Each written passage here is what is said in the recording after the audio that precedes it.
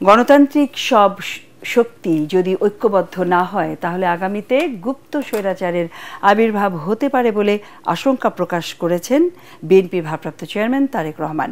কুমিল্লা দক্ষিণ জেলা বিএনপির দ্বিবার্ষিক সম্মেলনে ভার্চুয়ালি যুক্ত হয়ে তিনি বলেন, গুপ্ত স্বৈরাচারের কবল থেকে দেশের মানুষকে বাঁচাতে সব ভেদাভেদ ভুলে বিএনপির নেতাকর্মীদের ঐক্যবদ্ধ থাকতে হবে। এতে বিএনপির স্থায়ী কমিটির সদস্য সালাউদ্দিন আহমেদ বলেন, একটি দল ধর্ম দিয়ে রাজনীতির ব্যবসা করার চেষ্টা করছে, ব্যালটের মাধ্যমে তাদের জবাব দেবে মানুষ।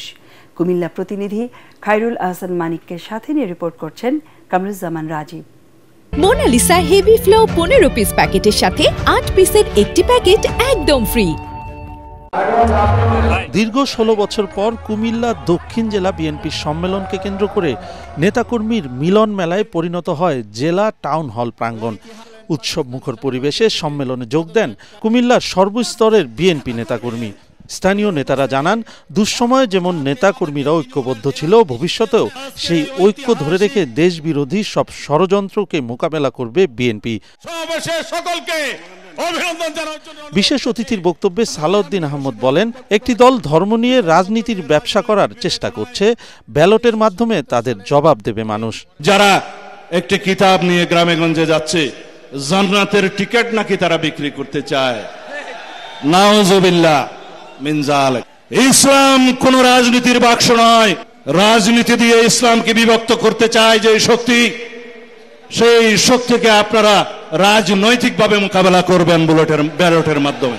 সম্মেলনে যুক্ত হয়ে প্রধান অতিথির বক্তব্যে তারেক রহমান বলেন, স্বৈরাচারকে যেমন সবাই ঐক্যবদ্ধভাবে বিদায় করেছে, এখন দেশ পুনর্গঠনে আবারও সবাইকে ঐক্যবদ্ধ হতে হবে। স্বৈরাচার দেশ থেকে বিতাড়িত হয়েছে, তাহলে এখন কি? দেশকে যদি পুনর্গঠন করতে হয়, দেশকে যদি জনগণের প্রত্যাশা অনুযায়ী গড়ে তুলতে হয়, তবে অবশ্যই আমাদের সকলকে ঐক্যবদ্ধ হতে হবে। জনগণের কাছে পৌঁছে দিতে হবে যে আমরা বাংলাদেশ জাতীয়তাবাদী দল, জনগণ সমর্থ করলে আমরা কিভাবে দেশকে পুনর্গঠন করব। নেতাকর্মীদের সতর্ক করে তারেক রহমান বলেন, ঐক্যবদ্ধ হতে না পারলে দেশ গুপ্ত স্বৈরাচারের কবলে পড়বে। গণতান্ত্রিক শক্তিকে এক হয়ে মানুষের পাশে দাঁড়াতে হবে। আমরা যদি সকলে আজকে ঐক্যবদ্ধ না হই, আমরা যদি গণতান্ত্রিক শক্তিগুলো সব ঐক্যবদ্ধ না হই, আমরা যদি দেশের জনগণকে আজকে ঐক্যবদ্ধ করতে না পারি, তাহলে বলা যায় না, হয়তো আগামী দিনে গুপ্ত স্বৈরাচারের আবির্ভাব হতে পারে দেশে। কাজে এই গুপ্ত স্বৈরাচার থেকে দেশকে রক্ষা করতে হবে, দেশের মানুষকে রক্ষা করতে হবে আমাদের। জনগণই বিএনপির রাজনীতির শক্তি বলে জানান তারেক রহমান।